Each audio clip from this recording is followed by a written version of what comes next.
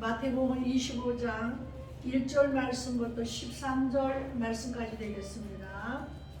다 찾았죠? 그때 천국은 마치 등을 들고 신랑을 맞으러 나간 10 처녀와 같아 하리니 그 중에 5은 일어나고 5은 슬기 있는 자라. 일어난 자들은 등을 가지되 기름을 가지지 아니하고 슬기 있는 자들은 그릇에 기름을 담아 등과 함께 가져갔더니 신랑이 더디움으로 다 졸며 잘세. 밤중에 소리가 나되 보라 신랑이로다 맞으러 나오라 하매 이에 그 처녀들이 다 일어나 등을 준비할세.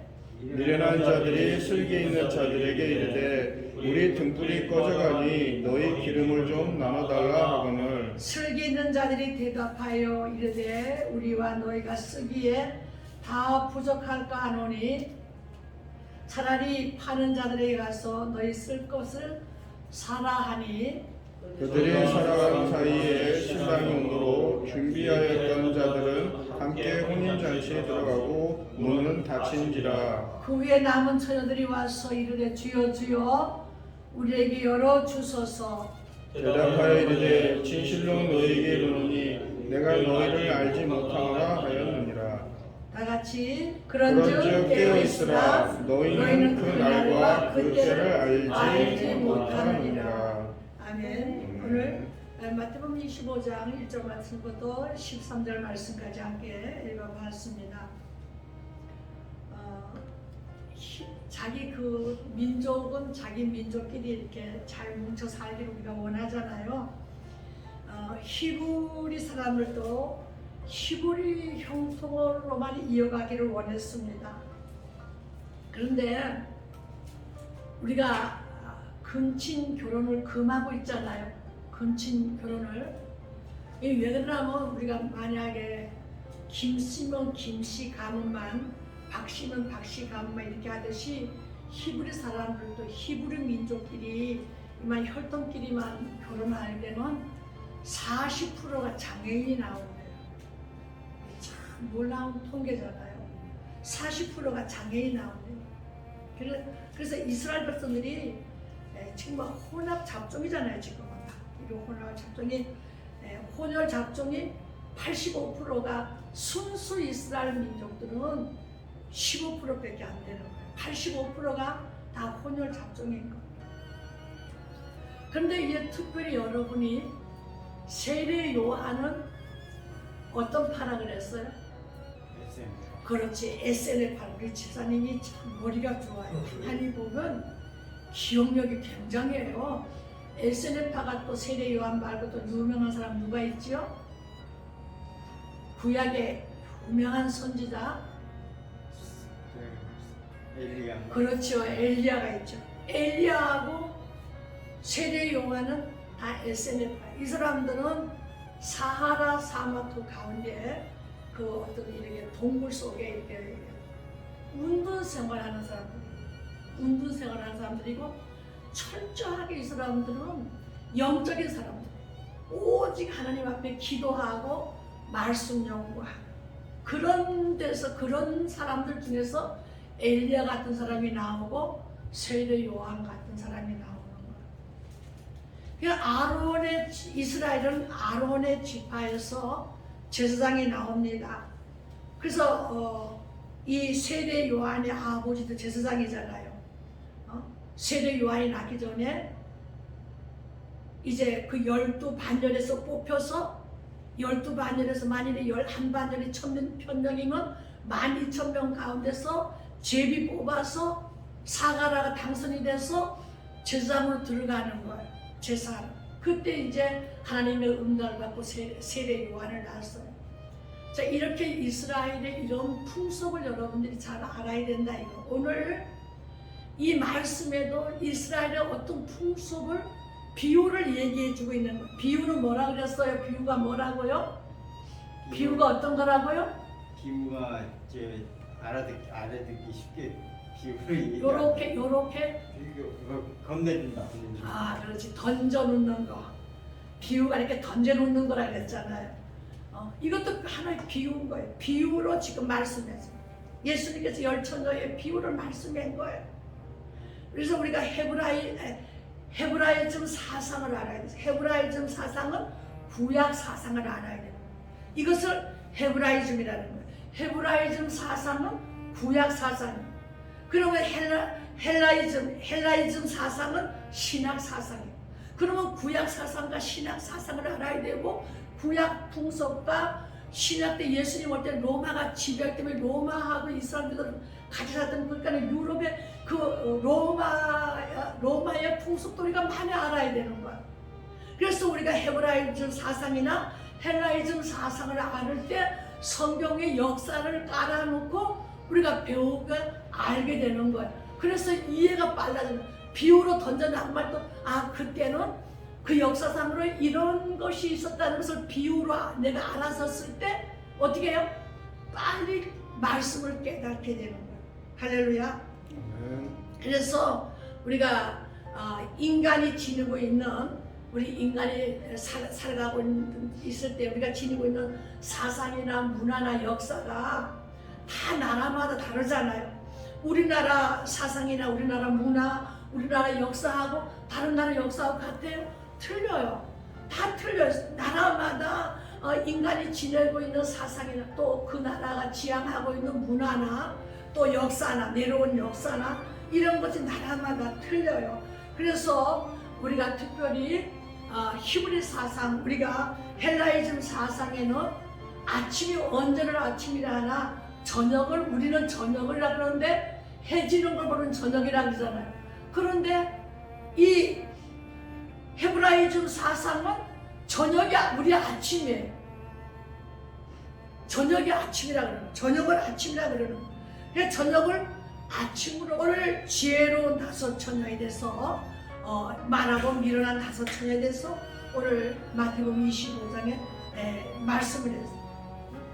자, 지혜로운 다섯 처녀나 미련한 다섯 처녀가 등은 다 있는 거예요. 등이 다 있어요. 지혜로운 처녀도 등이 있고 미련한 처녀도 등이 있어요. 등은 다 갖고 있어요. 지금 뭐 우리가 등을 안 쓰잖아요, 그죠?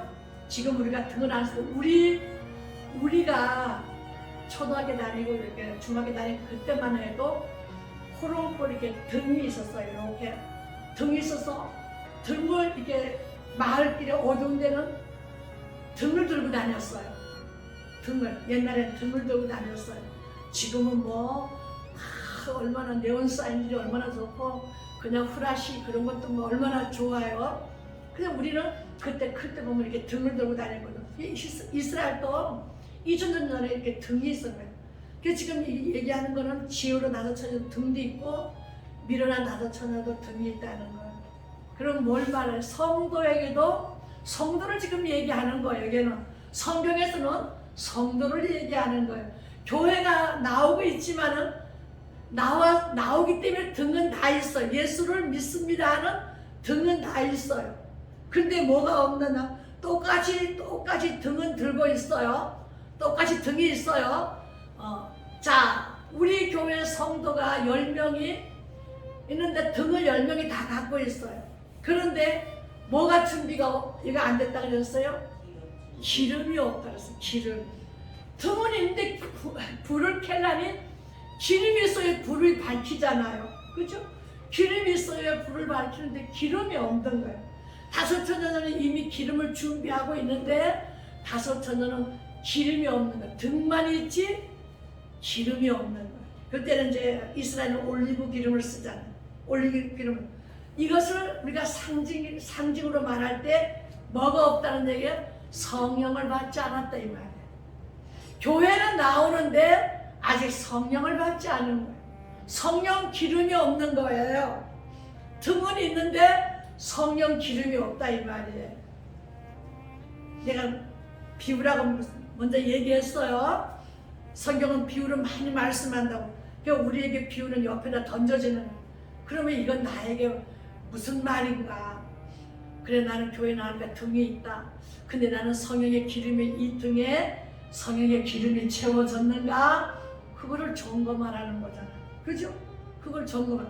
오늘 밤에 신랑이 신부집에 찾아올 때 등을 밝혀야 되는데 기름이 없으면 잔치집에 캄캄하면 안 되잖아요. 그렇잖아요.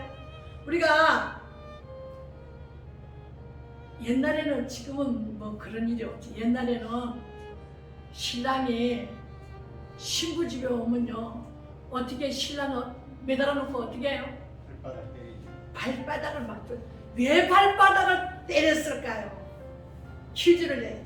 왜 발바닥을 바람 나지 마라.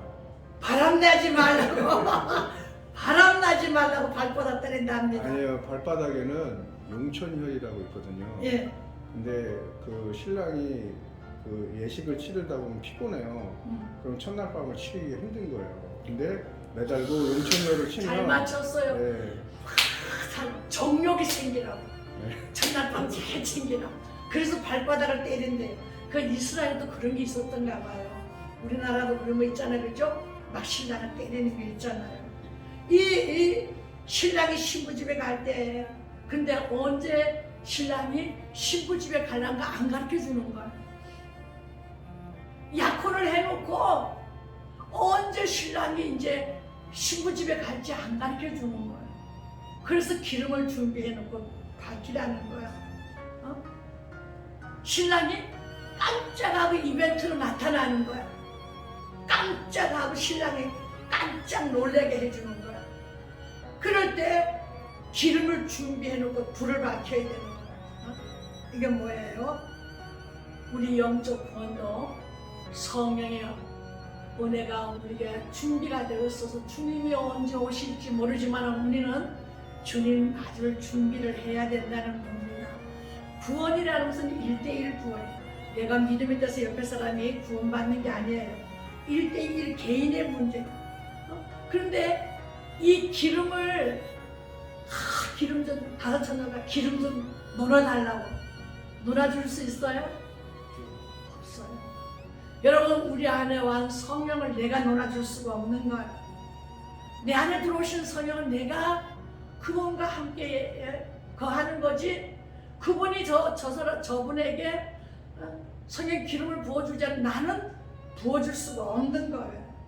근데 신랑이 들어오는데 어떻게 신랑이 들어오는 동시에 딱 문이 닫히는 거예요.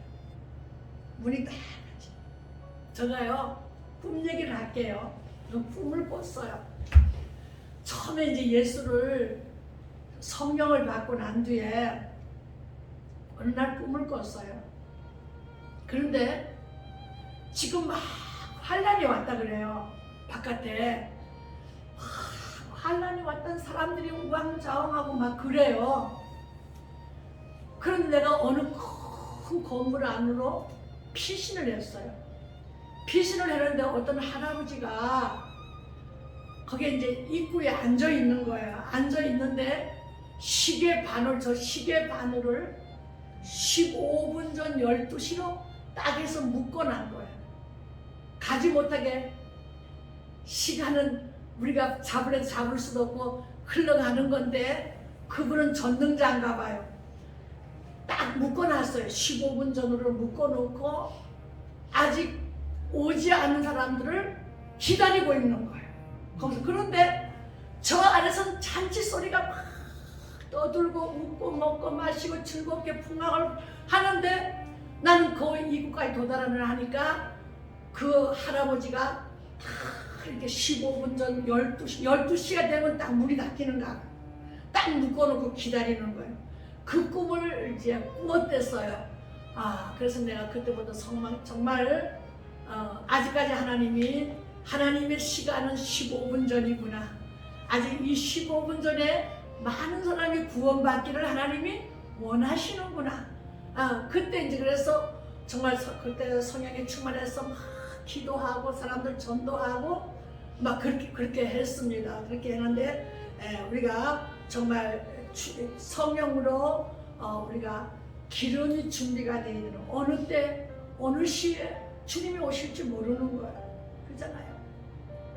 그래서 우리가 이 히브리 사상도 잘 알아야 되고 이 말씀 속에서 나에게 던져주는 비유는 뭔가, 나에게 던지는 것은 뭔가, 이것을 우리가 깨닫는 것이 은혜잖아요.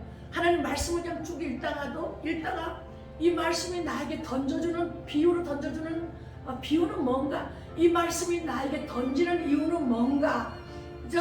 우리가 동방박사할 때 위로부터 던져지는 생명의 구원의 빛이 동방박사를 통해서 위로부터 위로부터 던져지는 동방이란 말은 위로부터 생명의 빛이 구원의 빛이 던져지는 곳이라는 그런 뜻을 갖고 있는 거. 동방이라는 말을 성경에서 쓸 때는 우리가 그러는 거예요.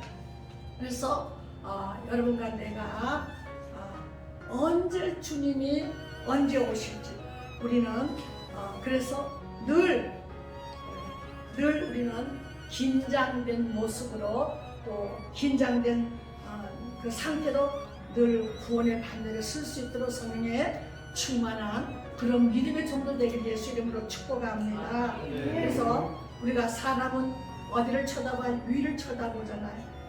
안드로포스, 인간은 안드로포스인데 사람은 위를 쳐다보는 자, 위를 쳐다.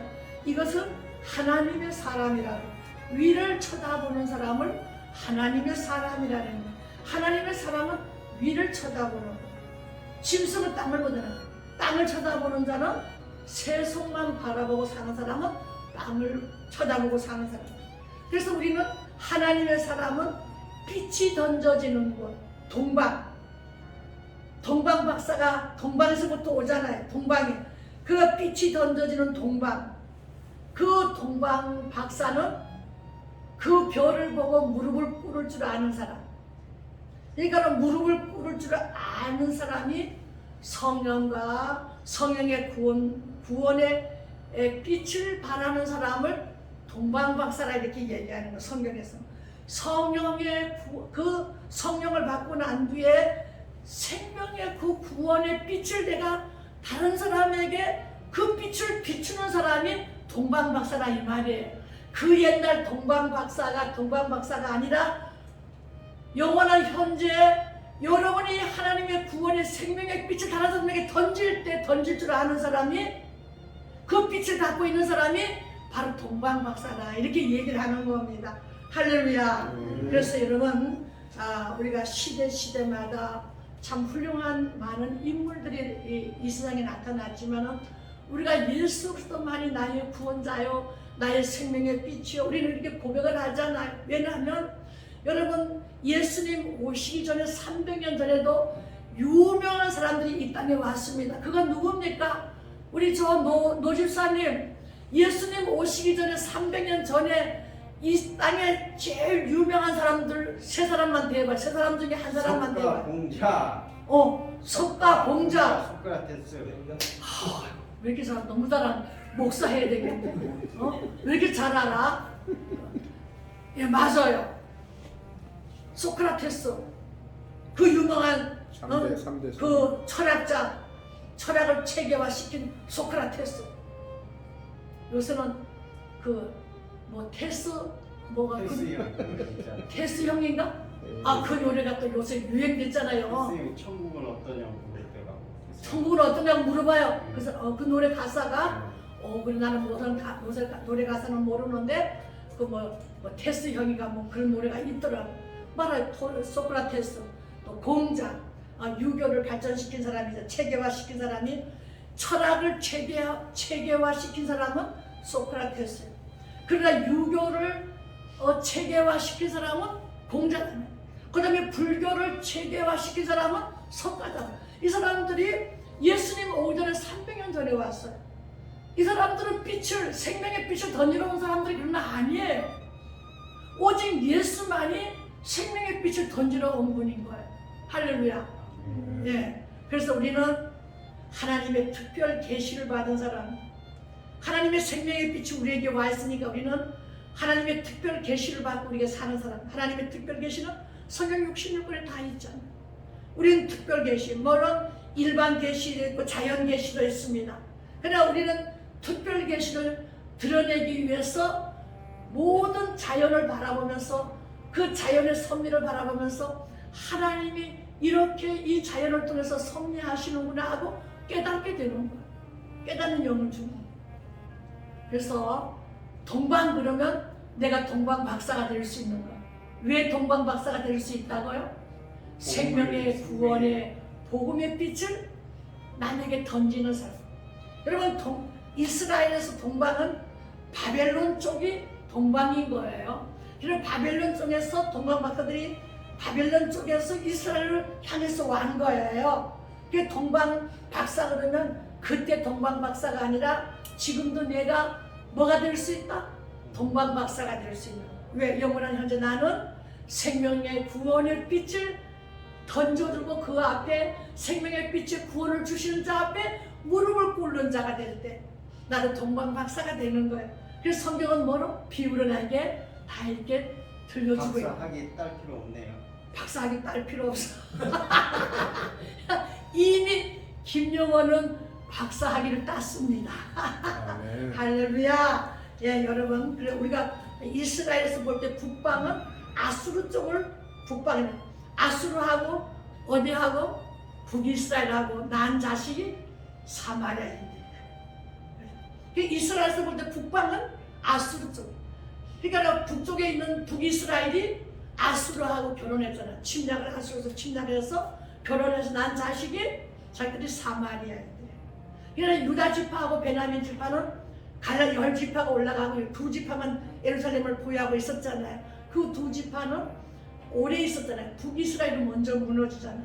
그러니까 여러분 북방할 때는 아수르를 얘기하고 그 남방은 인도나 에티오피아 이쪽을 얘기하는. 그러니까 우리가 구스 여자 나오잖아요. 누가 구스 여자를 취했죠? 누가? 구스 여자를 취한 사람이 누구? 아가서요. 네? 아가서? 뭐 아가서를 얘기해. 구스 여자? 구스 여자. 그 여자를 취한 사람이요? 출애굽기에 나오는데 구스 여자를 취한 사람 다윗이 취했지. 아니, 다윗은- 모세가 취했잖아.